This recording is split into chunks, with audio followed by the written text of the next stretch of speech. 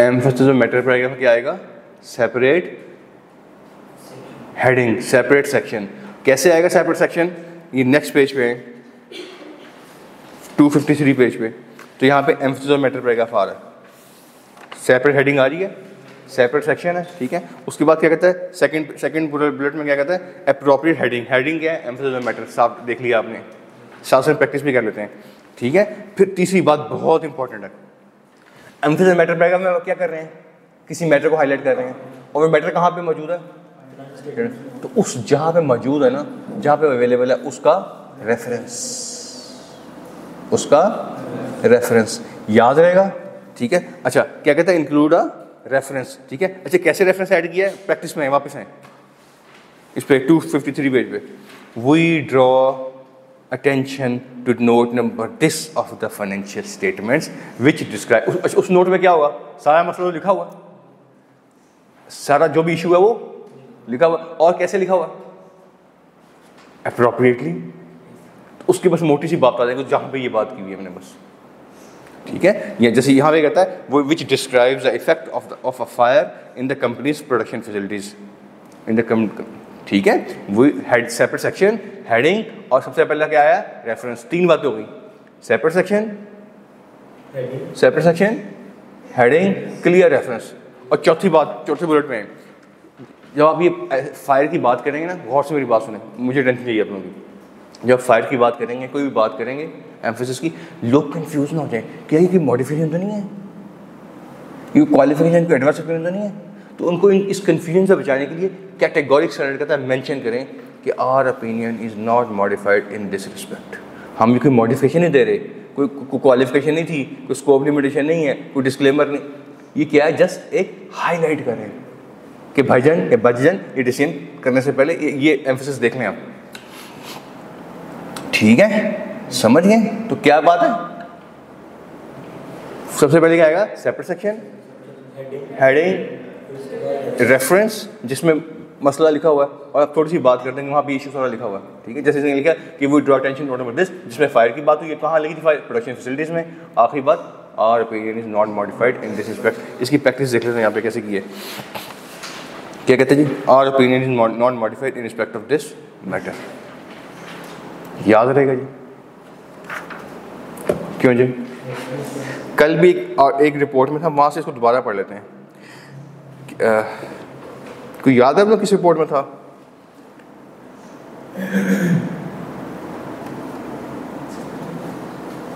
जी, ये अनवर स्पिनिंग थी, अनवर स्पिनिंग। खोल लीजिए, आगे इस रिपोर्ट में, इसे पेज नंबर 2 पे है। जल्दी जल्दी करना, टाइम नहीं वेस्ट करना हमने। अब देखें स्टैंडर्ड की रिक्वायरमेंट, सेपरेट सेक्शन आ रहा है, हेडिंग आ रही है, आगे we draw attention to note number this and this of the financial statements, जिसमें क्या डिस्कस है? In which the recovery of these recoverable balances amounted to be इतने एंड इतने due from associated company and director respectively. कि हम attention draw कर रहे हैं इस नंबर नोट में, इस नंबर नोट में, जिसपे इतनी और इतनी अमाउंट लेने वाली है, किससे? कंपनी से, एक एसोसिएट कंपनी से और एक चीफ एग्जीक्यूटिव से, ये डायरेक्टर से। These matters are pending adjudication in case filed by the director as discuss in note number 13। कि ये जो केस चल रहे हैं ना दोनों, ये जो अमाउंट्स हैं, इन अमाउंट्स के बारे में लिटिगेशन चल रही है कंपनी की और एसोसिएट कंपनी की और डायरेक्टर की। और ये लिटिगेशन कहाँ मेंशन्ड है? नोट नंबर 13 में। Our opinion is not modified in respect of this matter. ठीक है, हमने अब हम कोई रिपोर्ट मॉडिफाई नहीं कर रहे, सारी कंप्लाइंस होगी ना। अच्छा, आगे हैं, आगे फिर वो रिपीट करता है कि जो आप एम्फेसिस मैटर पैराग्राफ दे रहे हैं ना, एम्फेसिस मैटर पैराग्राफ, ये it does not affect our opinion, ठीक है। And emphasis matter paragraph is not a substitute of, again वही बात है, बार बार रिपीट कर रहा है कि भाईजान ये कोई सब्स्टिट्यूट नहीं है। किसका? 705 का। नंबर 2 क्या कहता है? किसी डिस्क्लोजर का, किसी एक डिस्क्लोजर जो अकाउंट्स में आना चाहिए, वो कहाँ आएगा? अकाउंट्स में। ये नहीं कि अकाउंट्स में डिस्क्लोजर आना, आप उठा के एम्फेसिस देते हैं उस पर, ठीक है। अगर डिस्क्लोजर आना चाहिए तो अकाउंट्स में आएगा, अगर नहीं आ रहा तो ये क्या है, मिसस्टेटमेंट। मिसस्टेटमेंट वाला स्टैंडर्ड पे आ जाए 5705 पे, वो क्या कहता है कि अगर कोई डिस्क्लोजर नहीं दिया तो क्या करें, मैटर बताएं, डिस्क्राइब करें फलानी रिक्वायरमेंट फलाने सेक्शन का फलाने लॉ का ये डिस्क्लोजर नहीं दिया, और फिर क्या कहता है इस डिस्क्लोजर को ऐड कर दें, जहाँ पे ऐड करना प्रैक्टिकेबल हो। प्रैक्टिकेबल कहाँ होता है, जहाँ पे उसमें वॉल्यूम बहुत ज़्यादा ना हो और जहाँ पे आपके पास इन्फॉर्मेशन हो। वो तो 705 तो ऐसे लगेगा। तो कंपनी डिस्क्लोजर नहीं दे रही या ठीक डिस्क्लोजर नहीं दे रही, आप उठा के उसमें एम्फेसिस देते हैं, ये आपको सब्स्टिट्यूट याद रहेगा। पक्की बात है। तीसरे पे आए 570। 570 क्या कहता है, 570 कब कहता है आपने एम्फेसिस देना है, जब 570 स्टैंडर्ड कौन सा है, गोइंग कंसर्न क्या कहता है कि गोइंग कंसर्न अजम्पशन अप्रोप्रिएट है, अनसर्टेनिटी एग्जिस्ट कर रही है, अप्रोप्रिएट डिस्क्लोज कर देगी, तो आपने क्या करना है उस पर एम्फेसिस देना है। तो आपने कहाँ देना है, इस सेक्शन में नहीं देना, उसके लिए उसके बिल्कुल नीचे एक सेक्शन आता है वहाँ देना है आपने, या इससे ऊपर आता है, ऊपर आता है, देखिए कहाँ पे 230 पे होगा, 230 पेज पे।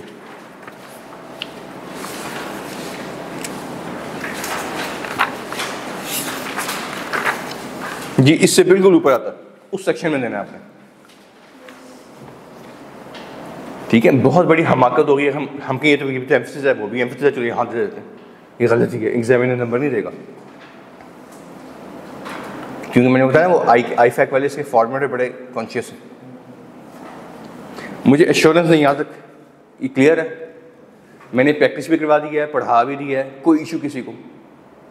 चले अच्छा, आगे बड़ी इंपॉर्टेंट चीज़ है, पेपर में क्वेश्चन आया हुआ 6 मार्क्स का, आज से 3 साल पहले क्वेश्चन आया था 6 मार्क्स 6 मार्क्स से।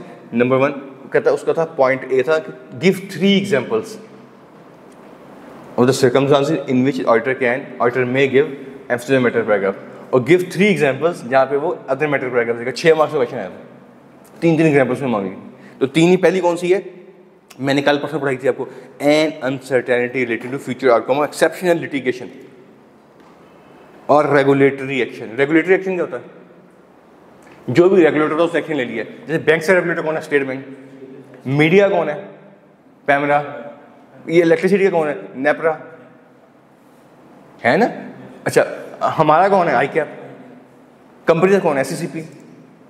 किसी रेगुलेटर ने एक्शन ले लिया, ठीक है, या कोई लिटिगेशन चल रही है, जैसे अभी ये जो आपने राहत स्पिनिंग के अकाउंट्स पढ़े, लिटिगेशन चल रही थी, चल रही है ना, तो उस लिटिगेशन पे हमने एम्फेसिस दे दिया, और उन 2 अमाउंट्स की रिजल्टेंटली जो रिकवरेबिलिटी भी हमने कहा हमें नहीं पता रिकवर होने की, इन्होंने कोर्ट में चल रही है केस, हम कैसे एक्शन लेंगे, अनसर्टेन मैटर है, ठीक है। तो ये देखिए एन अनसर्टेनिटी, ठीक है, जो हम पढ़ रहे हैं ना उसकी आपको प्रैक्टिकल इंप्लीकेशन नजर आ रही है। और मैं आपको इस्लामाबाद, लाहौर, न्यूयॉर्क, मिशिगन की रिपोर्ट्स नहीं लाके पढ़ा रहा, आपके शहर की लाके पढ़ा रहा, सवाए हस्कोल के, क्योंकि अच्छी रिपोर्ट थी, ठीक है, एक मशहूर ज़माना केस है FIA में, तो मैंने कहा चले वो आपको पता होना चाहिए, वैसे पता होगा मेरा ख्याल में, मैंने इसलिए वो डिस्कस किया आपसे, ठीक है। तो ये सारी बुक आप कौन सी पढ़े हैं, स्टैंडर्ड कौन सा पढ़े हैं, आईफैक के, और एप्लीकेशन कहाँ हो रही है इसकी, ये पीपल्स कॉलोनी फैसलाबाद में, केनाल रोड पे, ठीक है, याद रहेगा। अच्छा, आगे पॉइंट नंबर 2 पे अर्ली एडॉप्शन, ये बहुत इंपॉर्टेंट चीज़ है। Early adoption of a new accounting standard that has a pervasive effect on the financial statements. That has a pervasive effect. Bracket में क्या लिखा हुआ है, where early adoption is permissible, permitted, ठीक है। एक स्टैंडर्ड आ गया आज,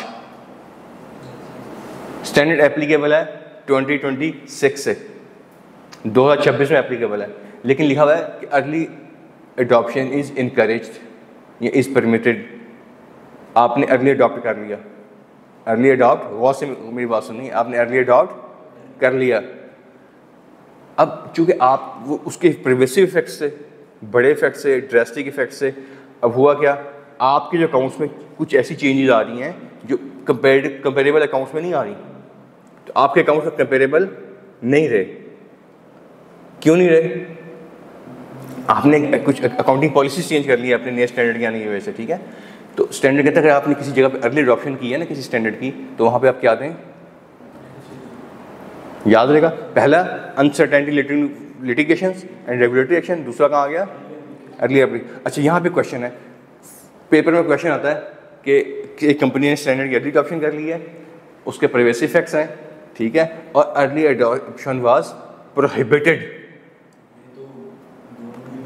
अर्ली अडॉप्शन वाज प्रोहिबिटेड। अब क्या करेंगे, तो ये मिसस्टेटमेंट हो गई है, इसका इफेक्ट देखेंगे प्राइवेसी में, अब 705 लग जाएगा इस पर, आगे एम्फोसिस नहीं आएगा इस पर, एम्फोसिस का आएगा जहाँ पे परमिजिबल थी या इनकरेज थी, अक्सर स्टैंडर्ड लिखा था is encouraged, early adoption is encouraged. समझ गए, चलें आगे।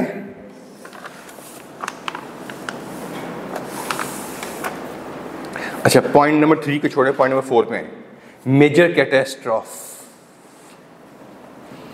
that has continued or had a significant effect on the entity's financial statement। इस सबको कैटास्ट्रॉफ हो गया, फ्लड हो गया, वॉर हो गई, ठीक है, कोई अल्लाह ने करे कोई ऐसा अनफोर्सीन इवेंट हो जाता है तो उसके इफेक्ट्स आ रहे होंगे, ये फ्लड हुआ, ऐसा फ्लड के लॉसेज आ रहे होंगे। ऐसे ये फ्लड पिछले साल तो नहीं था, दोनों साल कंपेरेबल ऐसे ही है ना, तो स्टैंडर्ड कहता है कि उसके ऐसे ड्रास्टिक इफेक्ट्स हैं, तो आप क्या करें,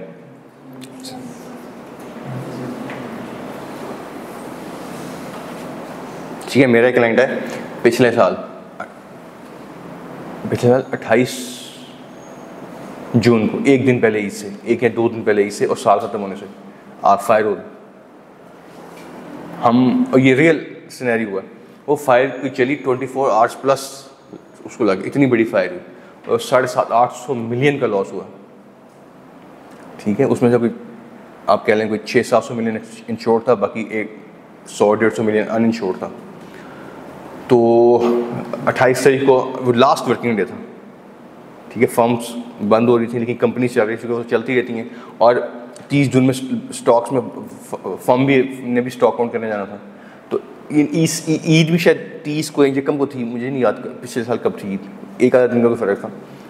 तो उस दिन मुझे फ़ोन आया कि सर वो कंपनी से फ़ोन आया कि आप ना आए, मैं क्यों ना आए, कहते हो सर हमारी फायर हुई है, ठीक है, वो फायर हुई 28 जून को, FIR जो कटी 28 जून की कटी, और 24 घंटे लगे उनको बचाने में, कोई कहते हैं 20-25 फायर ब्रिगेड की कार्स आई वहाँ पे, बड़ा वो लीथल किस्म की आग लगी, बिल्डिंग भी जली, उनका प्लांट भी जला, रॉ मटेरियल बहुत ज़्यादा जला। तो हमने उस साल के पिछले साल अकाउंट में लिखा हुआ है कि इस साल 7.5-8 मिलियन का लॉस हुआ है, और इसको हमने एम्फसिस दिया उसमें। गोइंग कंसर्न तो तब पता ना कि उसके इफेक्ट्स ऐसे होते हैं कि इसकी गोइंग कंसर्न हिट हो जाती है, हमने गोइंग कंसर्न देखी थी, ठीक है, वो 750 मिलियन समथिंग 720 मिलियन का लॉस हुआ, 720, तो 600-650 मिलियन, 600-650 मिलियन, 110-11 मिलियन का कोई लॉस हुआ था उनका खुद, बाकी सारा इंश्योर था, ठीक है। फिर हमने देखा कि यार कस्टमर को आगे पे नहीं कर सकेंगे, कस्टमर को डिलीवरी नहीं कर सकेंगे, इतनी कैश फ्लो आउट हो जाएगी वो, तो उन्होंने कुछ दिन बाद ना उतना 500 मिलियन का, तो उन्होंने आर्बिट्रेरी जो डॉक्यूमेंट, फर्स्ट डॉक्यूमेंट दिए ना इंश्योरेंस वालों को, उन्होंने उस पर 500 मिलियन दे दिया कि बाकी मैं डिस्कस करते हैं, फिलहाल 500 मिलियन लें, अपना काम शुरू करें। अच्छी कंपनी, बड़ी कंपनी, में नाम नहीं बता सकता उसका, ठीक है, तो वो 500 मिलियन फ़ौरन मिल गया, बाकी उसने कहा मिल जाएगा, वो 30 जून में रिसीवल आया, अगले साल नहीं, हम 24 ऑडिट उसमें रिसीव हो भी गए पैसे, वो भी हमारे ऑडिट के दौरान पर रिसीव हो गए थे। अच्छा, फिर हमने देखा इनके डिलीवरी नहीं कर सकेंगे, तो उनकी बाई चांस जो नेचर ऑफ बिजनेस है ना, वो ऐसा है कि एक बेटा यानी एक भाई उनका वो बाहर है अमेरिका में, और वहाँ पे उसने उसी नाम से कंपनी बनाई हुई है, जैसे यहाँ पे ABC लिमिटेड है ना, वहाँ पे भी ABC के नाम से इनकॉर्पोरेट बनाई हुई है। वो कंपनी 100% गुड्स इंपोर्ट करती है यहाँ से, वो कंपनी, यानी ये मेरा क्लाइंट एक्सपोर्ट करता है ना, किसे करता है, उस एक कंपनी को, तो वो भी फैमिली ओन बिजनेस था, तो हमें कोई मेजर लॉस ऑफ कस्टमर नहीं हुआ, ठीक है। ये पॉसिबिलिटी थी कि हम इनको लेट डिलीवरी के पेनल्टीज पड़ती हैं, कुछ ही होता, तो वो फैमिली ओन बिजनेस करनी, मैंने क्या चार्ज करना इनको, हमने उसे रिप्रेजेंटेशन लेनी, कोई किसी किस्म का आपका क्लाइंट लॉस तो नहीं हुआ, कोई कस्टमर लॉस तो नहीं हुआ, कोई पेनल्टी कुछ भी नहीं पड़ी, हमारी फैमिली ओन बिजनेस है, ठीक है। लेकिन यहाँ पे अगर एक पेपर में क्वेश्चन आया था बल्कि, और मेरे क्लाइंट ने भी ऐसे हुआ था आज से कुछ 7-8 साल पहले, कि फायर हुई, फायर होने से क्या हुआ कि आप कस्टमर के टाइम पे डिलीवरीज नहीं कर सके, वो उस पर नाराज़ हो गए। ठीक है, वो कोई ये थी कोई ये आपके जो मॉरिशियस टाइप मुल्क है ना, मॉरिशियस और मदागास्कर साइड्स, ये जो इस साइड पे कोई इस तरह का मुल्क था, वो एक ही कंट्री में जाती थी। उन्होंने कहा हमने आपसे लेनी नहीं कुछ, आपने लेट कर दिए, उसमें कुछ पे लेट शिपमेंट चार्जेस डाले, इनको थ्रू एयर शिपमेंट्स करनी पड़ी हैं। वो इनके उस पर इनकी काफ़ी जो है वो कैश आउटफ्लो हुआ, लॉसेस आए इनको, कस्टमर बचाने की बड़ी कोशिश, कस्टमर बचा नहीं इनका, कस्टमर ख़राब हुए, वहाँ से रिकवरी नहीं हुई, रिकवरी से बैंक को नहीं पे कर सके, क्रेडिटर्स को पे नहीं कर सके, वहाँ इनकी गोइंग कंसर्न हिट होगी। ठीक है, लेकिन जो मेरा ये पर्टिकुलर क्वेश्चन है इसमें गोइंग कंसर्न, आपने देखा सिनेरियो देखना है, लाजमी नहीं कि फायर गोइंग कंसर्न को हिट कर देगी, देखना ज़रूर है आपने, बड़ा इंपॉर्टेंट इन्होंने आपने पॉइंट रेस किया। हमने भी गोइंग कंसर्न चेक की थी, लेकिन हमें लगा कि इतना बड़ा क्लाइंट था कि वो उनके लिए 8-10 करोड़ रुपया ये कोई मसला ही नहीं उनके लिए।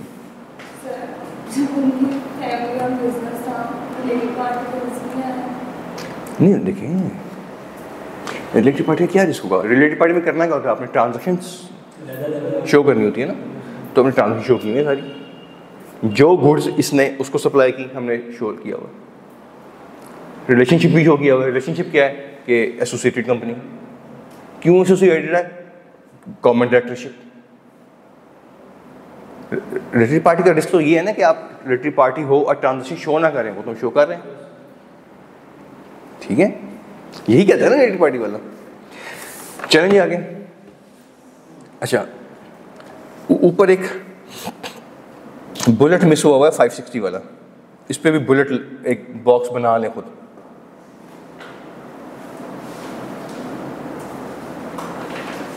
ये दोनों बुलेट से दरमियान में एक 560 लिखा हुआ है, ये अलग बुलेट है, ये मिस प्रिंटिंग है। इसको समझना, सुने, हमने 560 पढ़ा था, 560 कौन सा स्टैंडर्ड है, सब्सिडी एग्रीमेंट्स वाला। हमने क्या पढ़ा कि fact discovered after the financial statement have been issue to the after financial statement issue to public third party को इशू कर दिए। फिर गलती का पता लगा, मैनेजमेंट आई, मैनेजमेंट कहती है गलती हो गई है, आपने कहा पता है जी क्या करना है, वो कहती करेक्ट करें। आपने क्या किया, उनसे कहा मुझे रिवाइज अकाउंट दो, करेक्ट किया, अकाउंट्स को रिवाइज अकाउंट लिए, और क्या किया, उसका एविडेंस लिया फाइल में, और अपने प्रोसीजर को उस नई रिवाइज डेट तक एक्सटेंड किया। यही किया ना। फिर आपने देखा कि यार मैं रिपोर्ट इशू करने लगा हूँ रिवाइज, लेकिन लोगों के पास ऑलरेडी एक रिपोर्ट है, वो ठीक है स्टॉपेज भी रुकवा दिया, उसके बाद रिपोर्ट में आई आनी थी। एक एम्फेसिस मैटर पे क्या कहना था कि जनाब हमने ऑलरेडी एक रिपोर्ट इशू की हुई है, ठीक है, और उसको क्यों रिवाइज करना पड़ा हमें, याद है वो फैक्टर, ये वो 560 आ गए यहाँ पे।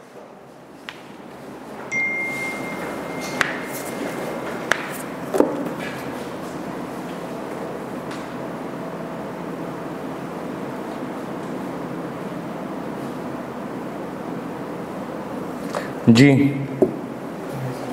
समझ गए। अच्छा, इससे ऊपर एक 210 है, 210 में भी आए, ये बड़ी आपने पढ़ा हुआ है, उसमें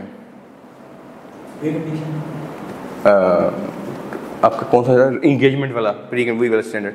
कई दफ़ा क्या होता है, आप इसको पहले पढ़ते हैं, when financial reporting framework prescribed by law would be unacceptable. आप कहते हैं मुझे एक्सेप्टेबल नहीं है, लेकिन फैक्ट क्या है, लॉ प्रिस्क्राइब कर रहा है। ये रेयर सर्कमस्टांसेस में होता है, रेयर सर्कमस्टांसेस में कि आपका ज्यूरिसडिक्शन का लॉ प्रिस्क्राइब कर रहा है एक फ्रेमवर्क, और आप कहेंगे ऑडिटर कहेंगे यार ये तो अनएक्सेप्टेबल है। हमने ये पढ़ा था pre conditions must exist, pre conditions पढ़ा था। प्री कंडीशन पहली क्या थी, framework is acceptable, applicable financial reporting framework is acceptable.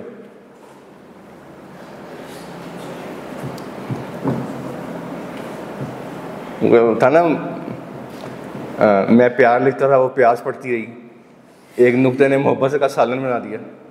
तो ये एक्सेप्टेबल एप्लीकेबल को खिचड़ी नहीं बना देनी, एग्जामिनर उड़ा के फेल कर देना आप लोगों को। एक नुक्ते से मोहब्बत का क्या बन जाता है, सालन। ठीक है, मैं मैं अप्रिशिएट करता हूँ एब्रप्ट आंसर, अच्छे आंसर जल्दी, ठीक है, लेकिन मैं इसलिए थोड़ा सा इस पर कह रहा हूँ कि पेपर में काम नहीं करता।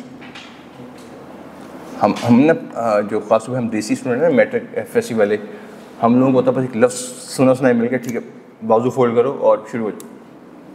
ये ऑडिट में नहीं करना है, 3 दफ़ा सोचना है आपने, बॉल पेन बंद कर रखें, सोचें, देखें मैं क्या करने जा रहा हूँ, मेरी डायरेक्शन किस तरफ है, यही पूछा मुझसे। अच्छा, हम रीडर भी एज ए नेचर पुअर हैं, मैं भी शामिल हूँ इसमें, हमें रीडिंग सिखाई ना पेरेंट्स ने सिखाई ना माँ बाप ने सिखाई, तो हम वही पुअर हैबिट के साथ हम पेपर में के बैठते हैं, हम रीडिंग भी सही तरह नहीं करते, ठीक है। तो आपके एब्रप्ट आंसर के पूरा नंबर है और पुअर आंसर के 0 नंबर है, ठीक है, याद रहेगा। अच्छा, हमने क्या पढ़ा था, आपने एंगेजमेंट तब एक्सेप्ट करनी है जब इज एक्सेप्टेबल। अब यहाँ मसला की आप आया, आप कहते हैं यार ये फ्रेमवर्क ठीक नहीं है, एक्सेप्शन रेयर सर्कमस्टेंसेस में ये फ्रेमवर्क ठीक नहीं है, बट द फैक्ट इज कि लॉ प्रिस्क्राइब कर रहा है, सिंगापुर में बैठे हैं, लॉ प्रिस्क्राइब कर रहा है, अब है गलत, आपको लगता है गलत है, अब गलत है, स्टैंडर्ड क्या कहता है, स्टूडेंट कहता है कि एंगेजमेंट डिक्लाइन कर दो, प्री कंडीशन पूरी नहीं हो रही, लेकिन अगर लॉ प्रिस्क्राइब कर रहा हो फिर आपने एक्सेप्ट करना है। अगर आपने ऐसा कंडीशन दी, लॉ आपने एक्सेप्ट कर लिया, ठीक है, तो अपनी रिपोर्ट में एम्फेसिस देते हैं कि ये फ्रेमवर्क है ना, ये लॉ ने प्रिस्क्राइब किया इसलिए मैंने ऑडिटिंग में पकड़ी, अदरवाइज ये अनएक्सेप्टेबल। समझ गए, याद रहेगा। मैं दोबारा पढ़ता हूँ, financial statement when a financial reporting framework prescribed by law और regulation would be unacceptable but for the fact that it is prescribed by law और रेगुलेशन।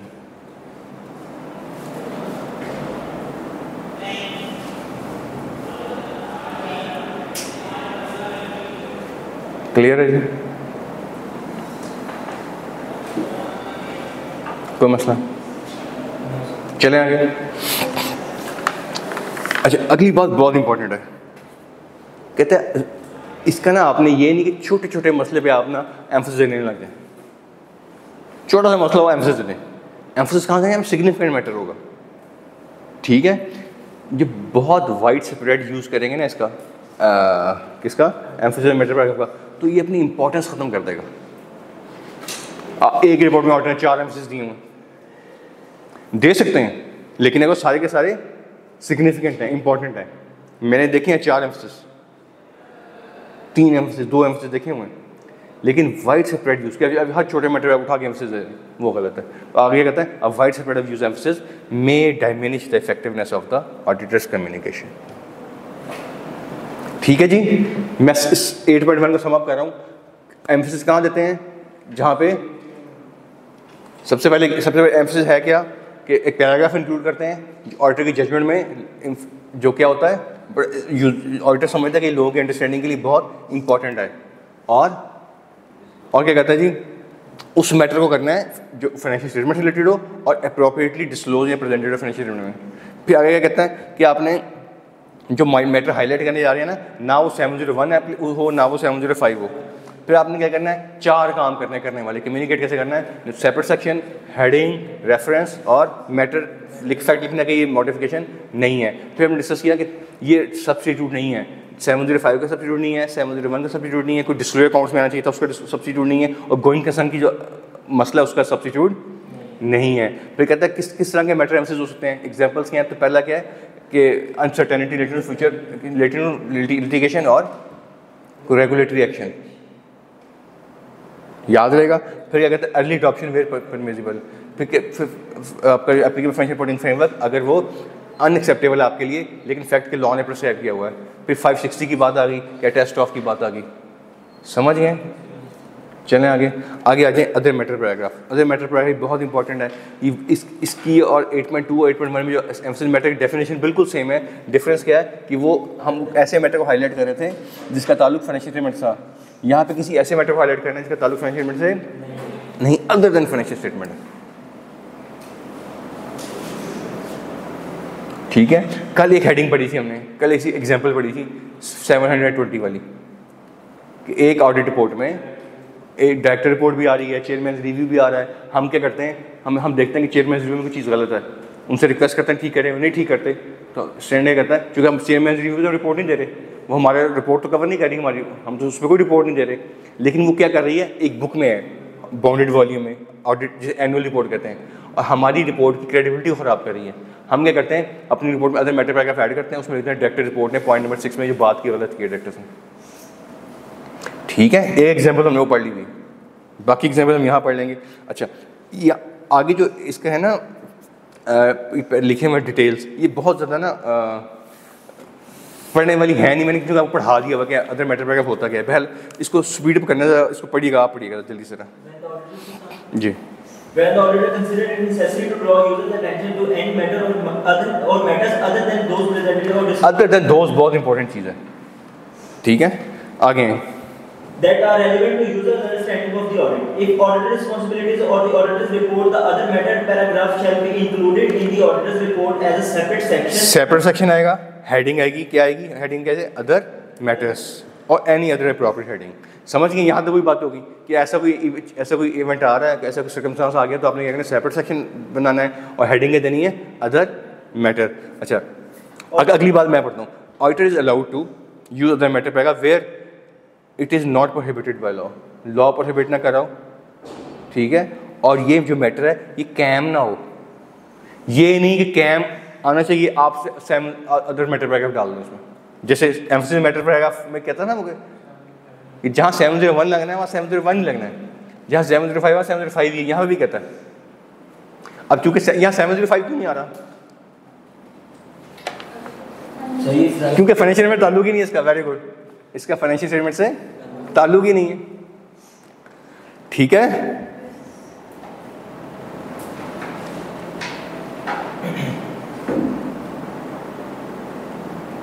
ठीक है, आगे बड़ी इंपॉर्टेंट बात करता है कि जब अदर मैटर पैराग्राफ लिखेंगे ना, अदर मैटर और एम्फेसिस ऑफ मैटर, सिर्फ हेडिंग पढ़ के यूजर को क्या पता लग जाएगा कि एम्फेसिस मैटर में फाइनेंशियल स्टेटमेंट्स है, इसमें अदर फाइनेंशियल मैटर, पहली लाइन पे ये बात करता है, the content of other matter paragraph clearly reflects that such other matter is not required to be presented और disclose in the financial statement. ये फाइनेंशियल स्टेटमेंट का इससे कोई ताल्लुक नहीं है,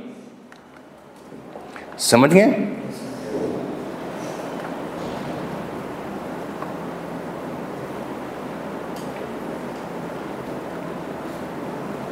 ठीक है, मैं इसी एग्जांपल्स पे आ रहा हूँ, सर्कमस्टांसेस वेयर ऑडिटर में इंक्लूड अदर मैटर पैराग्राफ। ठीक है जी, शुरू करें जी। पहला पॉइंट मैंने नहीं पढ़ाना आपको, मैंने पढ़ाया हुआ आपको आज से कुछ 2-3 दिन पहले, जब हम पढ़े थे डिस्क्लेमर ऑफ ओपिनियन। हमने क्या पढ़ा था कि बात डिस्क्लेमर की तरफ जा रही है, बात किस जा रही है, और ये इम्पोज बाय मैनेजमेंट थी, इम्पोज बाय डिस्क्लेमर की तरफ जा रही है। तो आपने करना है डिस्क्लेमर देने से पहले विड्रॉ करें वेयर विड्रॉल इज पॉसिबल, ये पढ़ा था, ऐसे ही है। फिर हमने पढ़ा था कि अगर लॉ, हमने क्या पढ़ा था कि अगर ऑडिटर डिस्क्लेमर नहीं करता, सॉरी विड्रॉ नहीं करता और डिस्क्लेमर रहता है, तो उसे क्या करना चाहिए, एक पैराग्राफ ऐड करना चाहिए जिसमें बताया कि मैंने विड्रॉ क्यों नहीं किया, और वो विड्रॉ क्यों नहीं किया था उसने, क्यों लॉ प्रोहिबिट कर रहा था। ठीक है, मैं उस पर ले गया था, पहले यहाँ पे दोबारा आते हैं, वापस आए पहले आप।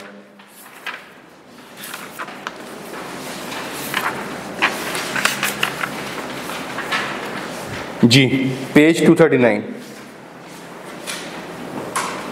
पेज 239, क्विकली आना जल्दी जल्दी आगे जी। 238 में 7.5 हेडिंग है मैनेजमेंट इम्पोज लिमिटेशन, ये स्पेसिफिकली मैनेजमेंट इम्पोज लिमिटेशन हैं।